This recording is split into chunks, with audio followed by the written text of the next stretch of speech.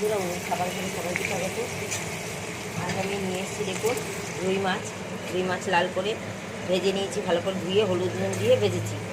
আর এখন নিয়েছি আমি তেলের মধ্যে জিরা ফোড়ন দিয়ে দিয়েছি আলুটাকে লাল করে ভেজেছি, দিয়েছি কত মটরশুঁটি। এখন মটরশুঁটির দিন, শীতকাল, মটরশুঁটি দিয়ে চা বানানো যাবে, তাই ভালো লাগবে, সেই জন্য নিয়েছি মটরশুঁটি। আর দিয়ে দিচ্ছি এবারে একটা মশলা রেডি করে নিয়েছি, মশলাটা দেবো। মটরশুঁটিটা একটুখানি নাড়িয়ে নিলাম। এবার দিয়ে দেবো এর মধ্যে জিরের গুঁড়ো, শুকনো লঙ্কার গুঁড়ো, নুন, হলুদ আর কাঁচা লঙ্কা। এই দিয়ে আমি একটা পেস্ট তৈরি করে রেখেছি, এটা আমি দিয়ে দিচ্ছি। দিয়ে ভালো করে আমি এটাকে কষিয়ে নেব, নিয়ে আমি ফিরে আসছি। দারুণ টেস্ট হয়, আর মাছের ঝোল দিয়েই ভাত খাওয়া হয়ে যাবে। এটাই হলো বৈশিষ্ট্য। এরকমভাবে যদি মাছের ঝোল করা যায় হালকা পাতলার মধ্যে, ঘরোয়া পদ্ধতিতে, খুব একটা জিনিস তেমন লাগে না।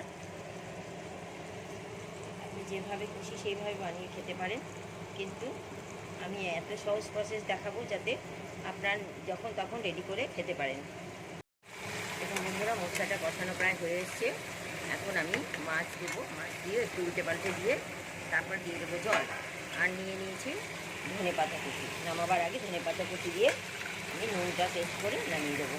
খুব হালকা পাতলার মধ্যে ঝোল করছি, একটু কাশ্মীরি মির্চ দিয়েছি এবং লাল হয়েছে। যাই হোক, খুব ঝাল করছি না, কাঁচা লঙ্কা দিয়ে দিয়েছি, যার ইচ্ছে লঙ্কা ঢেলে খাবে। আর লঙ্কার গুঁড়োটা খুব একটা ভালো না বেশি, ওই জন্য একটু কাশ্মীরি মির্চ দিয়ে দিই রান্নায়, তাহলে কালারটাও ভালো হয়, ঝালটাও কম হয়। দেখুন, এইভাবে মাছ দিয়েও যদি একটু কষাতে পারে তাহলে ভালো হয়, ভেঙে না যায় একটু। এবার দিয়ে দিচ্ছি জল। জলটা ফুটে উঠলে আমি ধনেপাতা দিয়ে নামিয়ে দেবো। দেখুন, এইভাবে আপনারা বানিয়ে খেয়ে দেখবেন, খেতে দারুণ টেস্ট হয়, হালকা পাতলা ঝোল আর টেস্টি। দেখুন, কতগুলো লঙ্কাও দিয়ে দিয়েছি, যে যেমন খুশিভাবে খাবে। এবার একটু ঢাকা দিয়ে দেবো কম আঁচ করে, ফুটে উঠলে আমার রেডি হয়ে যাবে রুই মাছের হালকা ঝোল মটরশুঁটি দিয়ে।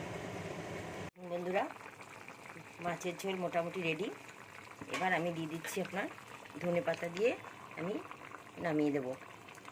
অল্প একটু ফুটলেই হয়ে যাবে, নুন ঠিক আছে, একদম রেডি হয়ে গেল মটরশুঁটি দিয়ে রুই মাছের ঝোল। শীতের দিন খেতে দারুণ টেস্ট মটরশুঁটি দিলে পরে।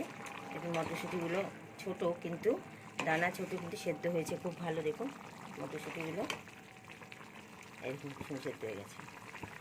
এইভাবে আপনারা বানিয়ে খেয়ে দেখবেন, দারুণ টেস্ট লাগবে। ধৈর্য ধরে দেখার জন্য ভিডিওটি অসংখ্য ধন্যবাদ। আর যে যেখান থেকে দেখছেন সকলকেই আমি ধন্যবাদ জানাচ্ছি। আর অনেক অনেক লাইক এবং শেয়ার করবেন। ফেসবুক থেকে দেখলে পেজটি ফলো করবেন, আর সাবস্ক্রাইব করতে ভুলবেন না, তাহলে নতুন নতুন রান্না আপনাদের কাছে সবার আগে পৌঁছে যাবে।